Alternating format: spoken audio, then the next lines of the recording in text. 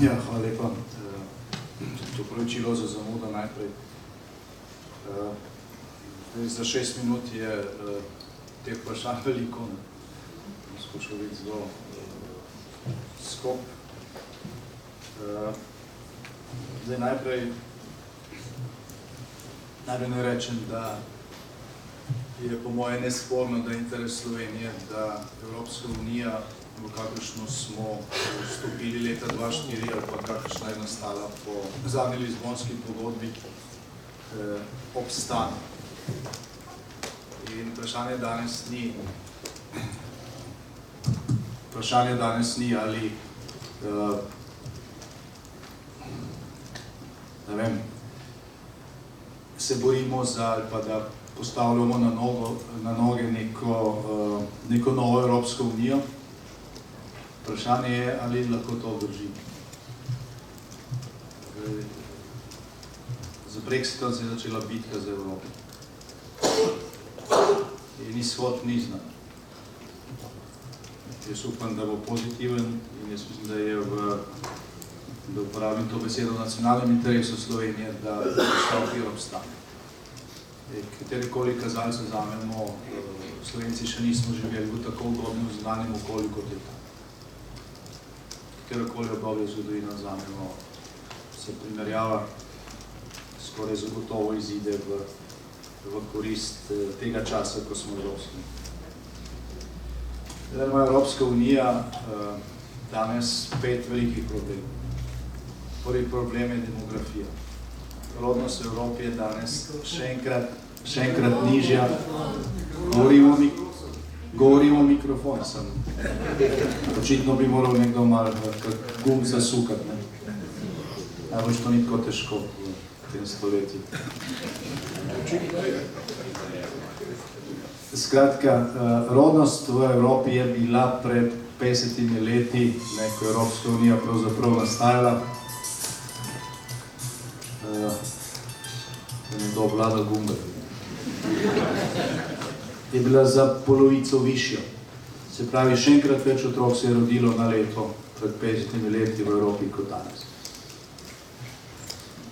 Hkrati, ko se je v Evropi rodnost znižala, se je v mediteranskem bazenu in v neki, dostopni razdalji od Evrope rodnost potrojila.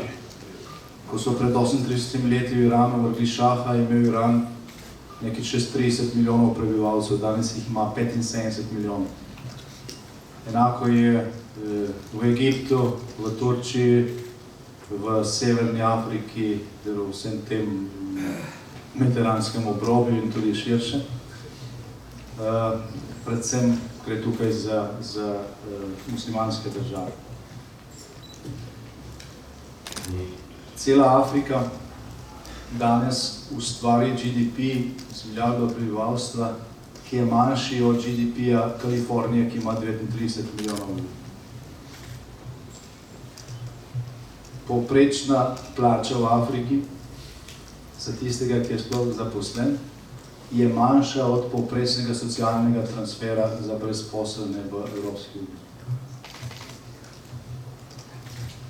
Povprečna starost v Evropi je, mislim, da okrog 43 let, v Sloveniji 45, mislim, da smo 6. najstarejša država na svetu. Pravi, to za nas še večji problem. V Afriki je povprečna starost tam nekje okrog 25-26 let. In pravi, Evropa je bogata in stara, obrobje je mlado in revno. In ne gre tukaj predvsem za razsute države in za vojne v Siriji, Libiji in tako naprej. Te strukturne razlike povzročajo ta migrantski pritisk na Evropo, ki se bo zgolj še krepil.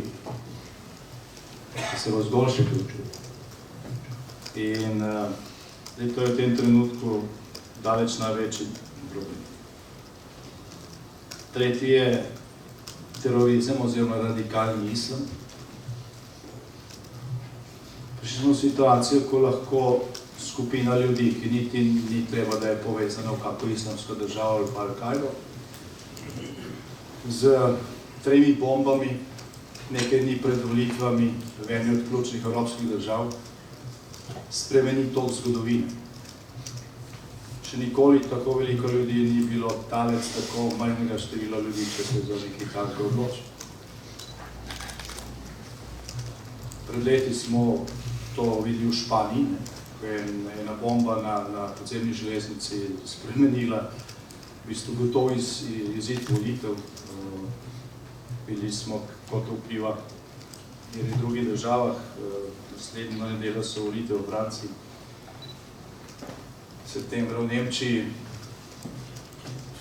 nekaj terorističnih dejanj, ki jih ni možno 100% z nobenimi varnostnimi ukrepi preprečiti, mogoče s tem, kar je uvedel Izrael, s tem načinom življenja. V Evropi tega trenutno nobena država ni sposobna, spravi nekaj teh dejanj lahko spremeni tok zgodovine Evropske unije in lahko močno vpliva tudi na to, kako bomo Slovenci živeli v prihodnje. Tako ranljivi, po mojem nismo še nikoli. Četrti problem za Evropsko unijo so hladnovojni apetiti Moskve, ker je Evropa šibka, se Moskva zdi močna, čeprav če pogledate makroekonomske kazalce, vojaški proračun, je Ruska federacija tam nekje ekvivalent za Veliko Britanijo, za celo Evropo, ampak zgleda, kot da je ne vem kakšna sila. Ruska federacija ima v zalivu 60 letal, 70, druge države jih imajo 1000, ampak glede so prepričani, da Putin obvlada situacijo v svetu. Vsaj do nedavno so bili prepričani. 4 ključne velesile so garantirale Ukrajini ozemeljsko celovitost z Budimpeštansko pogodbo pred 20 leti. Ukrajina se je zato odpovedala jedrskega orožja. Rusija je okupirala Krim, noben od njih se ni izganil. Vprašanje je, kaj bi se takrat dalo narediti, ko je bila zadeva opravljena, bi se pa dalo kaj narediti prej. Če je bila Evropa močna, se je tole zgodilo. Bil sem zraven, ko so se sprejemali odločitve, ki so vodile v to situacijo in so bile odločitve drugačne, do te situacije ne bi prišli. Ukrajina zaprosila za članstvo v NATO pod Janukovičevo vlado.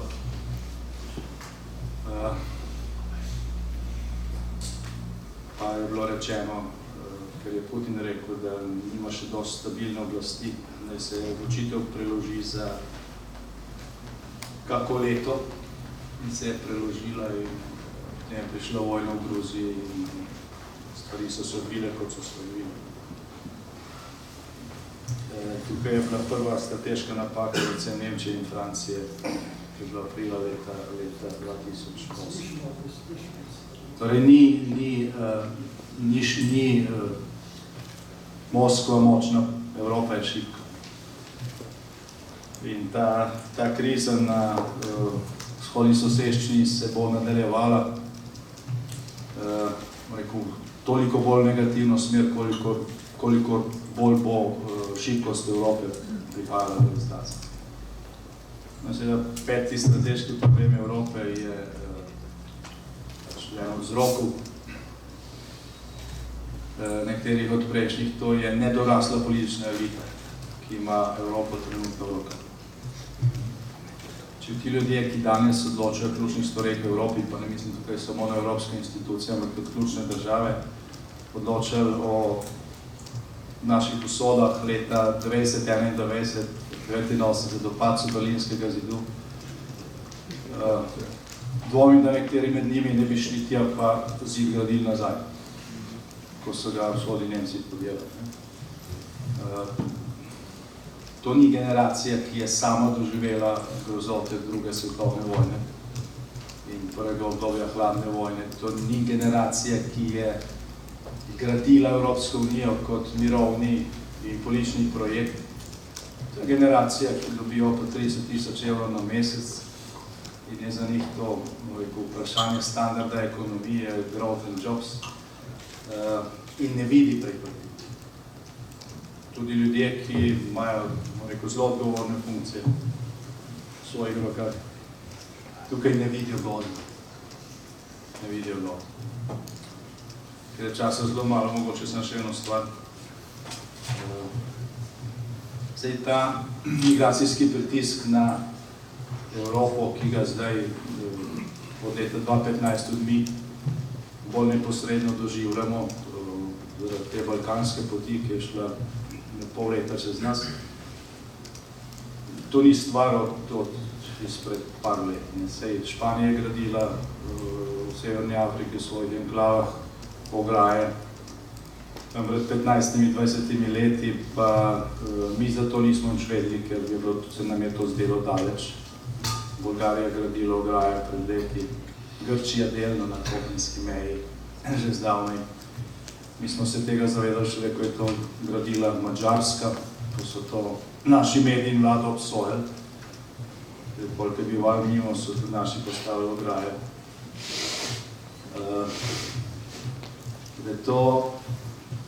Da ne bi nekdo rekel, ni vprašanje kapacitet, tudi ko gre za vprašanje migracij, zaščite zunanjih meja, ne gre za vprašanje kapacitet, gre za vprašanje odločitve.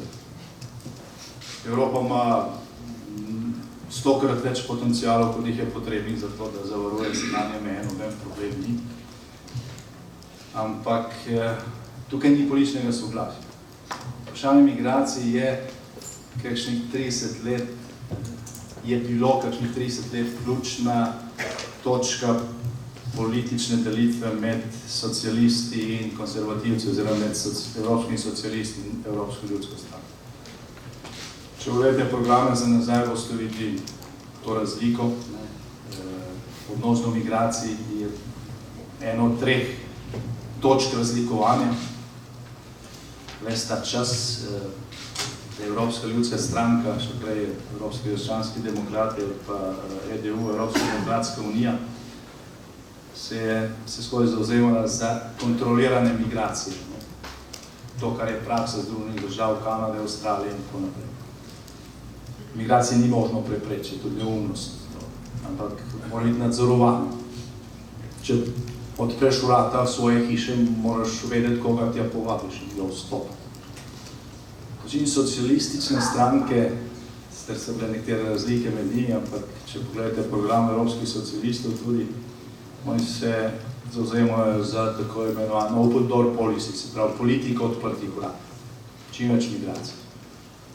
Se spomnim neke razprave v Bruslu pred kakimi 10 leti, kjer je nekdo citiral program, mislim, da švedskih socialistov, vse kot prej skandinavskih socialističnih strank, kjer je neposredno pisalo, da je politika odprtih vrat politični interes stranke, ker na koncu to privede do novih volilnih glasov za njih.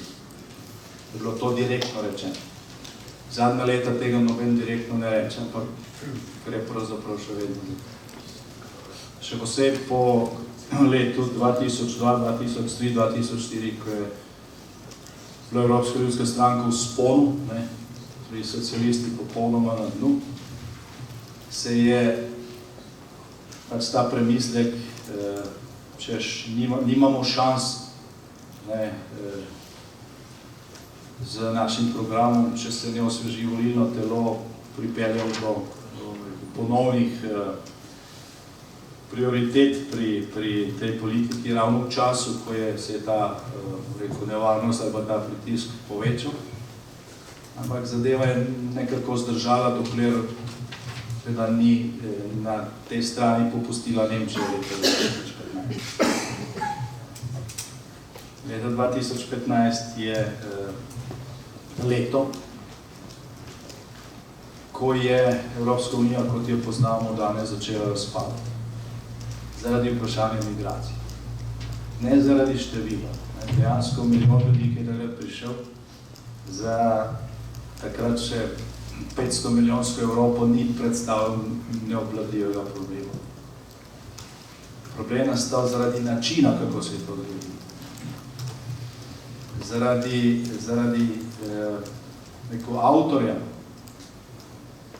avtorja tega, kreatorja tega problema. Kajti do leta 2015 je veljalo v Evropski uniji, da Grki, Španci, Mediteran, tle so pravilo ohlapna, Balkan sploh. Če pa Nemci nekaj rečejo, potem pa to drži. Ni bilo sestanka, kjer ne bi predstavnik Nemčije v teh evropskih krogih o mnogih dilemah in predlogih, kako je treba razvrklati ali pa spremeniti kako stvar, kako biti fleksibilno rekel. Pravila so pravila. Pravila so pravila. Če se razmere spremenijo, potem treba najprej spremeniti pravila, potem bomo ravnali drugače.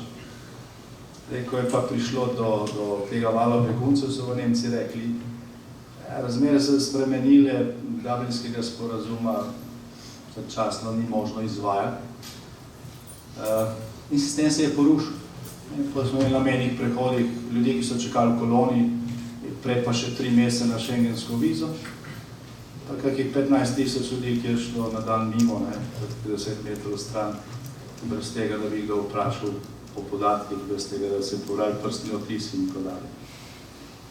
To je zagotovo vplivalo na tistih nekaj procentov volivcev v Velike Britaniji, da so se odločili za Brexit. In Brexit je po moje je katastrofa. Ne vem, kako bo to vplivalo na Angleže in Britance. Bil sem parkrat tam po Brexitu, nisem videl kakve velike nervoze, se veliko sekira zaradi tega. Jaz mislim, da bodo oni preživeli, plačali bodo svojo ceno. Ampak z odhodom Velike Britanije iz Evropske unije se ravnotežje ključnih playerjev, velikih sil v Evropi spreminja. Evropa postaja nemška Evropa. Kakorkoli si kdo to razlaga v dobrem ali pa v slabem smislu. Jaz mislim, da je dobra smer to, kar je bilo doslej, ko je bilo neko ravnotežje. Danes evropske institucije izrazito, celo je že prej nekaj rekel, tem izrazito pač pod vplivom industrijskega, ekonomskega, tudi političnega motorja Evrope, to je Nemčija. Velike koalicije, ki je tam, hvala Bogu, te velike koalicije ni več v Evropskem parlamentu, ampak lahko se ta situacija ponovi. In se ta mešanca enostavno ogroža neka krhka ravnotežja, ki so držala Evropsko unijo skupaj, ki je delno še vedno drži. Zdaj, da zaključim, čez 1 leto je lahko Evropska unija popolnoma drugačna od tega. Lahko se marsikaj zgodi. Lahko se že naslednji, lahko že čez en teden, smo zelo veliki pesimisti. Volitve v Franciji so lahko zmagala Le Penova, ampak ona bo dala, kot je rekla, evro na referendum. Tega sicer ni možno. Obstoječa država članica evroobmočja ne more izstopiti iz evroobmočja. Ne da bi hkrati izstopila iz Evropske unije, to je zaklenjeno. Sicer Grčija danes ne bilo več v evru. Ampak ne vemo, kako bi se Francozi odločili. Jaz mislim, da ne bi glasovali za izstop iz Evropske unije. Ker je za Francijo to zelo ugodno okolje. In zgodba Le Penova je bila končana. Če zmaga socialist in če v Nemčiji po volitvah septembra obstane ali velika koalicija, ali celo nastane koalicija socialisti, leva stranka in zeleni, ki ima tudi v trenutnem Bundestagu večino, če bi oblikovali vlado, potem se bo razpadanje Evrope nadaljevalo. Predvsem zaradi odnosa do migrantskega vprašanja, ki je ključno, do vprašanja varnosti zunanjih meja, do vprašanja radikalnega islama in terorizma. Kot zdaj kaže ankete, v Franciji pravzaprav ni rekel, neke luči na koncu tunela, glede na to, kaj se lahko zgodi na teh volitvah. Pa tudi vse to, kar kaže ankete, gledajte, kot že rečeno prej, 3 bombe eksplodirajo in ne veste, kako bodo ravnali volivci. Isto se lahko zgodi v Nemčiji. Tako da zaključim, v teku je bitka za Evropo. Mislim, da je interes Slovencev, da tukaj sodelujemo, kolikor lahko, da se ohrani. Je pa naša specifična teža majhna. Recimo, to je zadnja stvar, dr. Jambrek je izdelal en predlog nove ustave za Evropo, se pravi, nek predlog, ki mora biti zelo dobrodošel v tem času, ko se odpira razprava o nekih strateških izzivih, ki so pred nami in ko je pravzaprav vsak koncept, kako naprej, nekaj zelo dobrodošlega, ne? Da se ne premljeva zgolj neka statistika.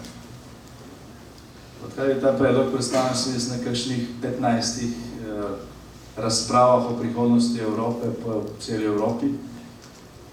Vsaj tretjina bilo takšnih, kjer so sodelovali tudi ključni ljudje, ki imajo škarje in platno v Evropi danes. Nihče tega predloga ni omenil. Tudi kakega drugega.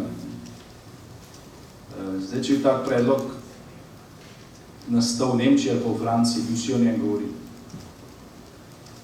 Bi vsi o njem govorili tako ali drugače.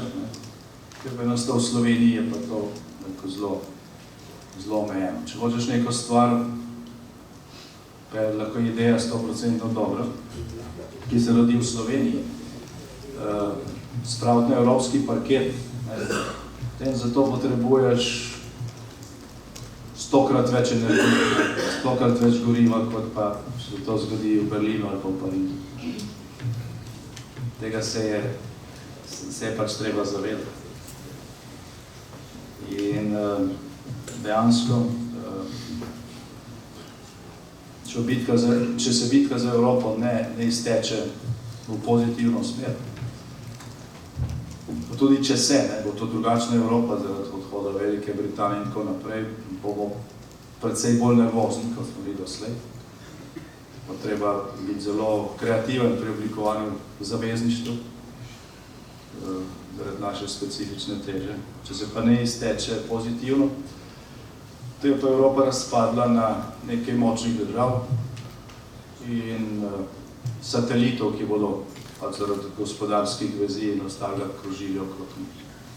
V tem primeru bi bilo pa potrebno še to, bo tudi na ta scenarij se je potrebno pripravljati in v zvezi s tem, da ste videli nobene kakšne resne aktivnosti pri naših oblasteh, bi se vsaj pogovarjali o tem. Lahko smo zelo hitro v situaciji, ko bomo sami na svojem. In če na to ne bomo pripravljeni, veste, kaj se dogaja z šibkimi sateliti. In vprašanje, za katero smo smatrali, da so vsaj za našo generacijo rešena, ta nacionalna vprašanja Slovencev, so lahko zelo hitro ponovno odprta. Z tega vidika tudi pozdravljam to razpravo, za katero si želim, da je prva v tej seriji premisleka o tem, kako ravnati glede na možne scenarije, ki so pred nami.